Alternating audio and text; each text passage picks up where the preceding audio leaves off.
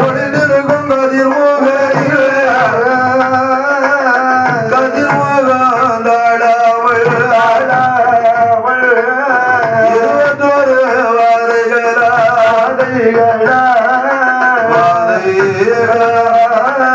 எரிந்து சாம்பலா போகுதையா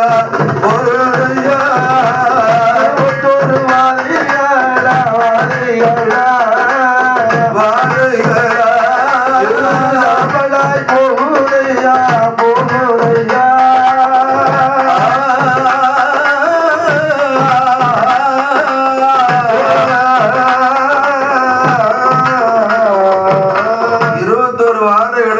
சாம்பலாய் போகிறது. அங்கே வருகிறார் நீலகிரி மலையதிலே இசைக்கிய அம்பாளுடைய ஆலயத்திலே மாடவிமார்களுடைய தலைவனாய் விளங்கும் குஞ்சி தம்பி வலிய தம்பியினுடைய ஒன்றாக சேர்ந்து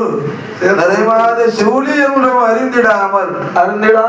காவலுக்கு வந்த இடத்திலே வாழைத்தாரை ஒரு சூழி ஆசைப்பட்டு தின்றார் என்பதை கூட பொறுத்து கொள்ளாமல் அந்த மாணவிமார்கள் நீலகிரி மலையிலே ஓடி ஒளிந்த என்ற நிர்வாத சூழியாய்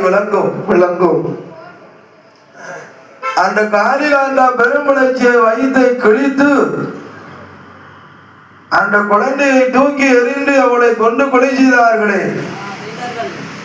அந்த நீலகிரி இசைக்கு அம்மாவை சாட்சியாக வாழை தார்கள் எல்லாம் மாணவிமார்கள் அட்டு வைத்த பேரி பாதுகாத்த வாழை மர தார்களில் ரத்தமாய் ஓட வைத்தாரே குடவாலை தின்றதால் குடவாலை இசைக்கு என்றும் கண்ணி குடவாலையை அருந்தியதனால் குடவாலை கண்ணி என்றும் எப்பொழுதும் அந்த முதல் குடவாலை ஆனதை இசைக்கு அம்பாளுக்கு படையில் வைத்ததற்கு அப்புறம் முதலாவது அறுவடை மாணவிமார்களுக்கு குஞ்சி தம்பிக்கும் வலிய தம்பிக்கும் அவருடைய கோடி சகோதரர்களுக்கும்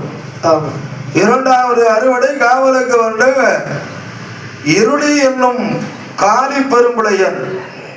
காளிகாந்தா என்னும் பெரும்புலை